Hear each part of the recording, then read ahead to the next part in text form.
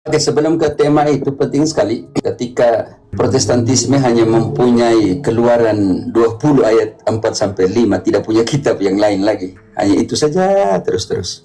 Engkau baca Yason pakai TB2, keluaran 20 ayat 4, dan saya jelaskan konteksnya dengan konteks penyembahan altar atau mazbah, imam, dan korban. Di dalam penyembahan berhala mereka punya 3 prinsip itu juga. Nanti kita lihat dalam kitab suci. Karena itu, bagaimana sandingkan dengan patung sebagai ornamen liturgis? Apakah di situ ada imam, altar, dan korban di depan patung atau tidak? Janganlah membuat bagimu berhala yang menyerupai apapun yang ada di langit di atas, atau yang ada di bumi di bawah, atau yang ada di dalam air di bawah bumi. Janganlah sujud menyembah kepadanya atau beribadah kepadanya, sebab Aku, Tuhan Allahmu, adalah Allah yang cemburu, yang membalaskan kesalahan bapa kepada anak-anaknya, kepada keturunan yang ketiga dan yang keempat dari orang-orang yang membenci Aku. Sekarang kita lihat berhala yang disembah itu apa ayat 3-nya. Konteksnya itu dulu harus dimengerti. Jangan ada padamu Allah lain di hadapanku. Oh, kalau begitu berhala adalah ilah lain. Bagaimana kita tahu itu? 1 Tawarik 16:26 menjelaskan berhala itu apa. Sebab segala Allah bangsa-bangsa adalah berhala, tetapi Tuhanlah yang menjadikan langit. Allah bangsa-bangsa adalah berhala. Oke, terhadap ilah-ilah atau Allah bangsa-bangsa lain ini, mereka buat apa? Mereka buat altar. Karena itu dalam Ulangan 7 ayat 5 harus dihancurkan altarnya. Tetapi beginilah kamu lakukan terhadap mereka. Mesbah-mesbah mereka haruslah kamu robohkan, tugu-tugu berhala mereka kamu remukkan, tiang-tiang berhala mereka kamu hancurkan, dan patung-patung mereka kamu bakar habis. Karena mereka punya berhala, buat patung, di depan patung berhala itu buat altar. Dan harus ada imam ilah-ilah lain itu yang harus melakukan korban penyembelihan binatang. Nanti kita lihat korbannya di mana. Tapi kita lihat ke Hakim-Hakim 6 ayat 25 tentang penghancuran mesbah atau altar untuk berhala itu. Nanti kita kaitkan dengan kekristenan. Di mana ada mesbah, ada altar yang dilakukan oleh orang Katolik untuk menyembah berhala itu. Pada malam itu juga Tuhan berfirman kepadanya, ambillah seekor lembu jantan kepunyaan ayahmu, yakni lembu jantan yang kedua, berumur 7 tahun, runtuhkanlah mesbah Baal kepunyaan ayahmu, dan tebanglah tiang berhala yang ada di dekatnya. Jadi berhala-berhala harus punya altar mesbah. Nanti kita kaitkan dengan kekatolikan, ada mesbah altar yang untuk dibunuh binatang di depan buat patung itu atau tidak, ayat 26. Kemudian dirikanlah mesbah bagi Tuhan Allahmu di atas kubu pertahanan ini dengan disusun baik. Lalu ambillah lembu jantan yang kedua dan persembahkanlah kurban bakaran dengan kayu tiang berhala yang akan kau tebang itu. 31 aja. Tetapi jawab Yoas kepada semua orang yang mengerumuninya itu, kamu mau berjuang membela Baal atau kamu mau menolong dia? Siapa yang berjuang membela Baal akan dihukum mati sebelum pagi. Jika Baal itu adalah Allah, biarlah ia berjuang membela dirinya sendiri setelah mesbahnya dirobohkan orang. Karena itu ada kriteria mesbah, korban, dan imam berhala itu. Kita ambil langsung contoh ketika orang Yahudi berbuat dosa dalam Bilangan 25 ayat 1 sampai 15, tapi kita cukup sampai 3 atau 4 saja. Bagaimana orang-orang Israel pergi menyembah berhala dan makan hewan yang dikurbankan di depan berhala. Sementara Israel tinggal di Sitim, mulailah bangsa itu berzina dengan perempuan-perempuan Moab. Perempuan-perempuan ini mengajak bangsa itu ke korban sembelihan bagi Allah mereka. Lalu bangsa itu turut makan dari kurban itu dan menyembah Allah orang-orang itu. Kesimpulan, untuk penyembahan berhala juga punya 3 kriteria. altar, korban, dan siapa yang melakukan imam berhala itu. Sekarang bagaimana dengan kekristenan? Apakah di depan arka atau patung Bunda Maria ada altar, ada imam yang melakukan pembunuhan binatang untuk dikorbankan kepada Maria, arka Maria atau patung Maria sebagai berhala? Tidak. Tidak ada. Hancurkah? Selesai itu. Karena itu konsep penyembahan berhala dirubah di situ, bukan soal ornamen liturgis patung, karena menggunakan kata pituats atau kata teselem, yaitu ornamen liturgis. Patung representatif untuk kebutuhan liturgis, seperti kerubim di satu Raja-Raja 6 ayat 23 selanjutnya, tingginya 10 hasta, lebarnya 10 hasta, seperti kerubim di dalam Ulangan yang sama, Keluaran yang sama, mereka pakai 20 tapi 25 ayat 18 tentang 2 kerubim di atas tabut perjanjian. Omong yang sama tentang Bilangan 21 ayat 89 tentang ular itu, yang barang siapa yang melihat ular itu Sekarang kita lihat arti dari penyembahan berhala spiritual yang sesungguhnya. Efesus 5:5, Kolose 3 ayat 5.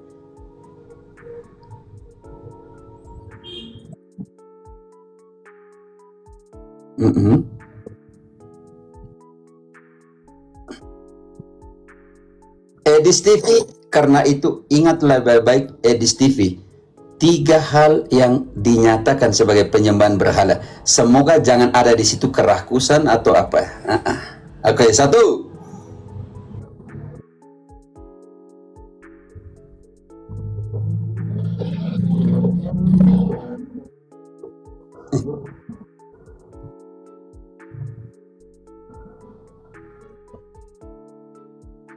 Yang belum selesai, yang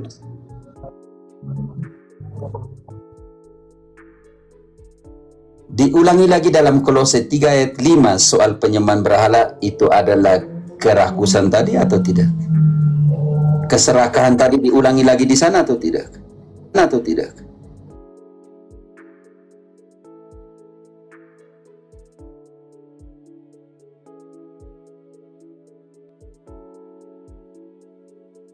Dengan itu adalah penyembahan berhala. Ingat, itu penyembahan berhala spiritual. Karena itu kalau mati-matian bahwa Katolik, kalian serang Katolik penyembah berhala terhadap patung-patung sujud dan sembah itu, sekarang pertanyaan, apakah ada masbah untuk mereka? Patung-patung itu, apakah ada imam yang untuk melayani? Apakah ada korban binatang untuk dipotong di sana, disembelih dan ditumpahkan darah di atas itu? Tidak ada. Kalau begitu nol besar Kak Edis TV. Belajar baik-baik. Yang saya sesalkan itu adalah ketika Yosef bilang, ketika mau dijelaskan, dia bilang dia permisi. Jadi dia hanya datang hanya untuk ad hominem framing, setelah itu dia pergi. Itu kan pengecut namanya. Di dalam Injil kita temukan berapa kali Yesus masuk bait suci? Banyak kali. Tetapi ketika Yesus masuk, apa yang dilihat di dalam bait suci? Itu yang Kristus analisa. Di semua pintu bait suci, bantu sebentar saya kembali ke Efesus itu. Semua pintu bait suci, dinding bait suci, ditaruh apa di sana? 1 Raja-Raja 6 ayat 31. 32, di pintu bait suci itu ada apa? Kalau itu Yesus ketika dia masuk bait suci, dia lihat apa di sana?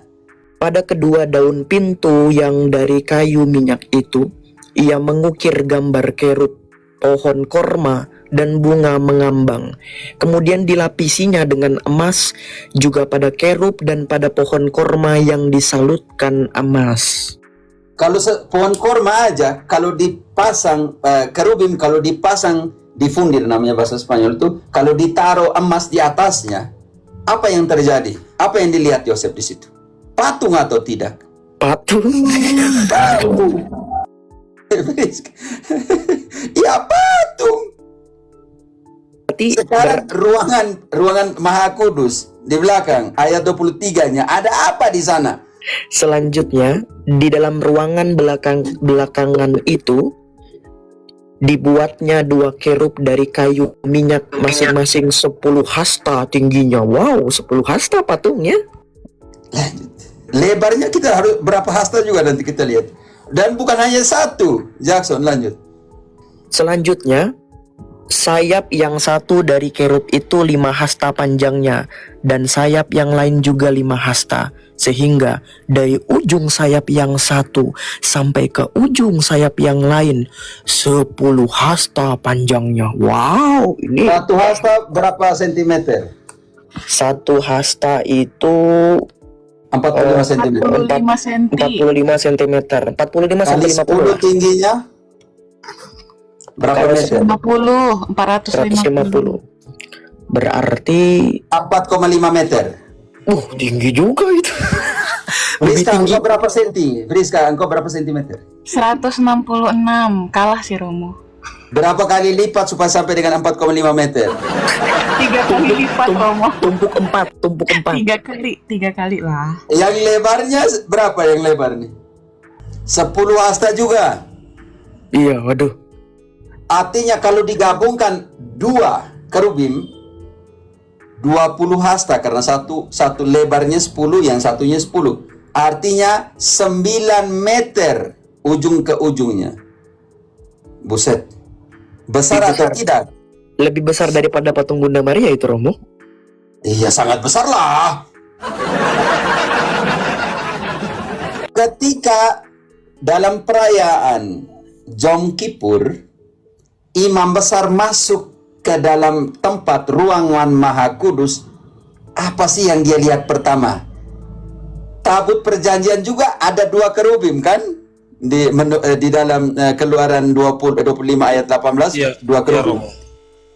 Sudah, berarti ada 4 kerubim di situ, Jackson. 2-nya di tabut perjanjian, 2-nya di belakang besar itu. Jadi ada 4 kerubim. Masuk ruko nggak cukup Romo. Masuk ruko nggak cukup. Nggak cukup ya? Dalam pengertian itu. Jadi, ketika Yesus masuk bait suci, orang-orang masuk bait suci, apa yang dia lihat? Karena semua dindingnya juga berukir kerubim, pohon kurma, dan dilapisi emas. Apa sih ketika orang masuk bait suci, apa yang dilihat pertama? Tinggi besar begitu tuh. Patung. Iya, sangat jelas. Tapi ketika Yesus masuk, dia bilang apa di situ? Bantu Markus 11 ayat 15 tuh. Lalu tibalah Yesus dan murid-murid di Yerusalem. Sesudah Yesus masuk ke bait Allah, mulailah ia mengusir orang-orang yang berjual beli di halaman bait Allah. Meja-meja penukar uang dan bangku-bangku pedagang merpati dibalikkannya. Dan ia tidak memperbolehkan orang membawa barang-barang melintasi halaman bait Allah. Lalu, lanjut. 17. Lalu ia mengajar mereka seraya berkata, bukankah ada yang tertulis, rumahku akan disebut rumah doa bagi segala bangsa, tetapi kamu ini telah menjadikannya sarang penyamun. Di situ Yesus bilang, tumbangkan semua kerubim yang ada di belakang. Cungkir semua foto-foto kerubim, pohon kurma yang ada di dinding-dinding pintu bait suci. Atau Yesus tumbangkan apa? Meja-meja penukaran uang. Karena itu, Santo Paulus tuh hebat sekali. Santo Paulus hebat sekali, dia bilang akar kejahatan bukan patung, tetapi cinta akan uang. 1 Timotius 6 ayat ke-10. Dengar itu Protestan, Edis TV dan para pengikutnya. Karena akar segala kejahatan ialah cinta uang, sebab oleh memburu uanglah beberapa orang telah menyimpang dari iman dan menyiksa dirinya dengan berbagai-bagai duka. Dan Santo Paulus menamakannya itu sebagai keserahan. Karena itu dalam Efesus 5 ayat 5 namanya penyembahan berhala spiritual. Bukan penyembahan berhala liturgis. Penyembahan berhala spiritual. Penyembahan berhala liturgis sudah selesai di dalam perjanjian lama. Yaitu berhala dari ilah-ilah lain, dari bangsa-bangsa lain. Sedangkan ornamen liturgis tetap ada di dalam bait suci. Nanti kita lihat bagaimana di dalam Galatia 3 ayat 1 nanti itu salib telah dilukiskan secara jelas di depan matamu. Nanti kita lihat pada peografe yang dalam bahasa lupa Yunani ini. Peografe artinya yang dilukiskan. Seolah-olah lukisan itu ada di depan matamu atau dijelaskan dengan lukisan ada di depan matamu. Oke, Jackson, Efesus 5 ayat 5. Karena ingatlah itu baik-baik, tidak ada orang sundal, orang cemar, ataupun orang serakah. Artinya penyembahan berhala yang mendapat bagian di dalam kerajaan Kristus dan Allah. Penyembahan berhala spiritual. Kolose 3 ayat 5. 5 poin penyembahan berhala. Di situ ada altar, di situ ada imam, di situ ada patung atau tidak, nanti Yosef kita lihat 5 hal ini. Karena itu, matikanlah dalam dirimu segala sesuatu yang duniawi, yaitu percabulan, kenajisan, hawa nafsu, nafsu jahat, dan juga keserakahan. Yang sama dengan itu adalah penyembahan berhala. Jason, ada patung, ada altar, ada imam di depan yang kategori penyembahan berhala itu? Tidak ada patung. di sini. Karena itu ketika dia buat patung, maka kita tahu dulu Yesus adalah apa? Gambar Allah yang kelihatan. Kolose 1 ayat 15, baru ke Galatia 3 ayat 1. Ia adalah gambar Allah yang tidak kelihatan, yang sulung, lebih utama dari segala sesuatu yang diciptakan. Dan gambar itu dilukiskan. Galatia 3 ayat 1. Hai orang-orang Galatia yang bodoh. Hai orang-orang Galatia yang bodoh, siapakah yang telah mempesona kamu? Bukankah Yesus Kristus yang disalibkan itu telah dilukiskan dengan terang di depanmu? Itu seperti yang di belakangnya Yosef. Dilukiskan secara jelas di depan matamu. Cari bahasa Yunaninya. Aphegraphe, artinya dilukiskan seolah-olah gambar itu ada di situ. Ya kak, saya kejang-kejang tol lawan Edis. Edis kan hanya tanya, ya tidak. Edis pikir saya anak TK tuh. Jawaban pertanyaan dari Edis tuh lucu ya, macam anak TK juga bisa jawab. Ya tidak. Kau pikir saya belajar bertahun-tahun hanya untuk jawab ya tidak kah? Edis, semoga kau selamat sore juga waktu Amerika ya. Dibacakan Romo bahasa Yunaninya. Ya, baca. Engkau jelaskan dulu.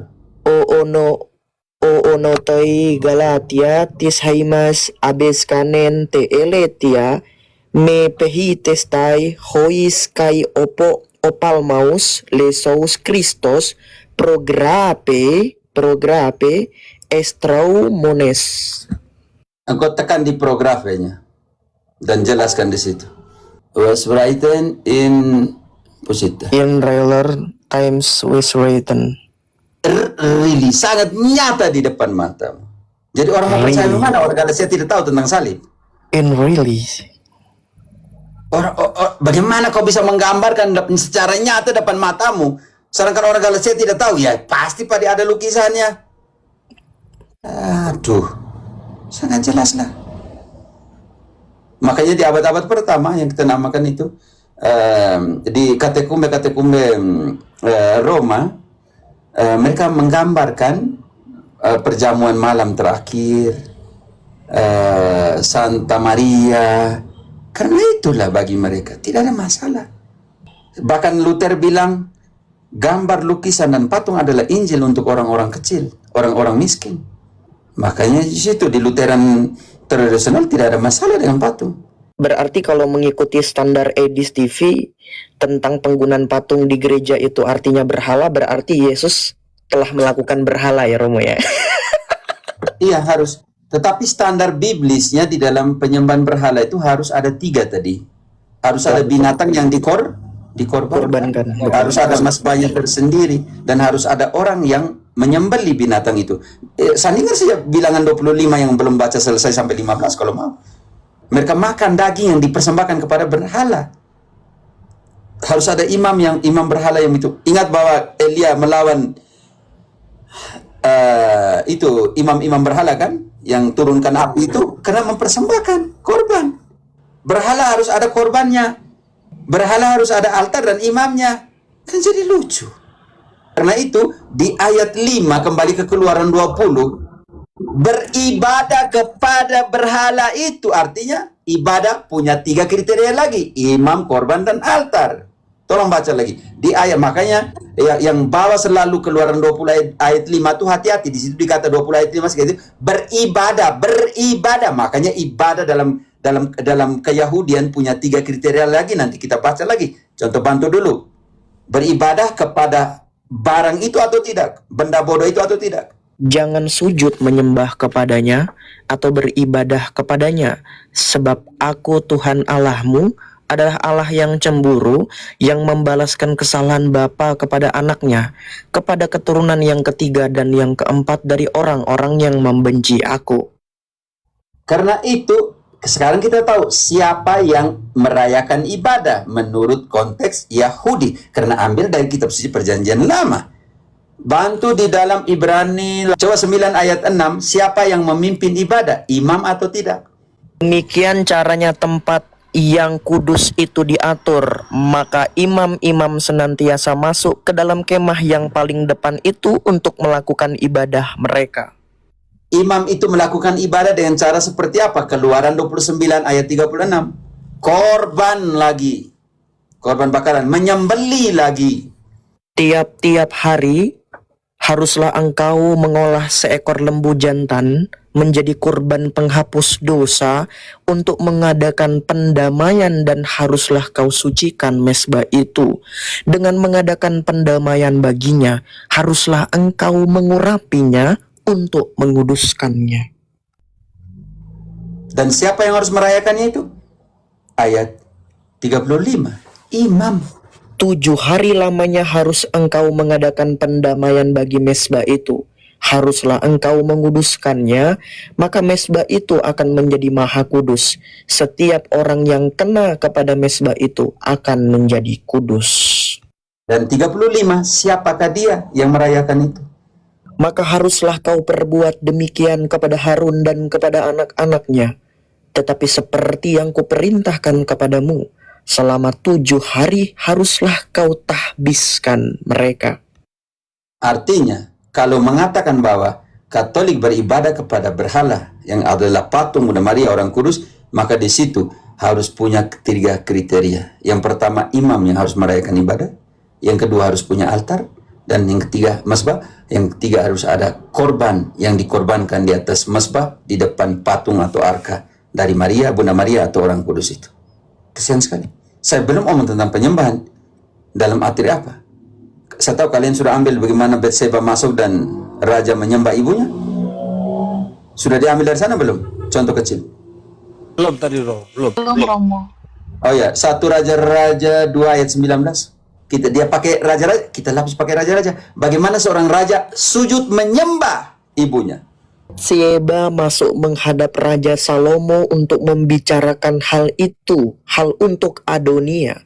Lalu bangkitlah raja mendapatkannya serta tunduk menyembah kepadanya, proskineo kepadanya. Berarti Bathsheba mamanya Salomon Tuhan dong. Ya, Tuhan menurut Sujud Edis. menyembah. Kan jadi lucu. Baca kembali situ, seorang raja sujud menyembah ibunya. Baca kembali untuk mereka yang tidak dengar itu. Bathsheba masuk menghadap Raja Salomo untuk membicarakan hal itu untuk Adonia. Lalu bangkitlah raja mendapatkannya serta tunduk menyembah kepadanya. Tunduk menyembah kepadanya. Tunduk menyembah kepadanya. Proskineo kepadanya. Belum lagi Abraham ya Romo ya. Sujud kepada Bani Het lagi. Bayangkan itu. Kita ambil raja besar lah. Tapi bagaimana ya, saya kira ini bagaimana, siapa yang membantu mereka untuk menafsirkan itu, yang saya menjadi pertanyaan besar saya, Yosef, untuk mereka ini. Atau kesekurang-kurangnya Edis TV dia belajar teologi kitab suci dari mana, supaya kita bisa validasi hermeneutik eksegesisnya diambil dari mana dulu. Kalau semuanya baca ya parah juga. Karena itu Hakim-Hakim 25, Hakim-Hakim 21 ayat 25, ketika tidak ada pemimpin atau magisterium, semua orang akan melakukan sesuai dengan yang dipikirkan. Pada zaman itu tidak ada raja di antara orang Israel, maka setiap orang berbuat dengan apa yang benar menurut pandangannya sendiri.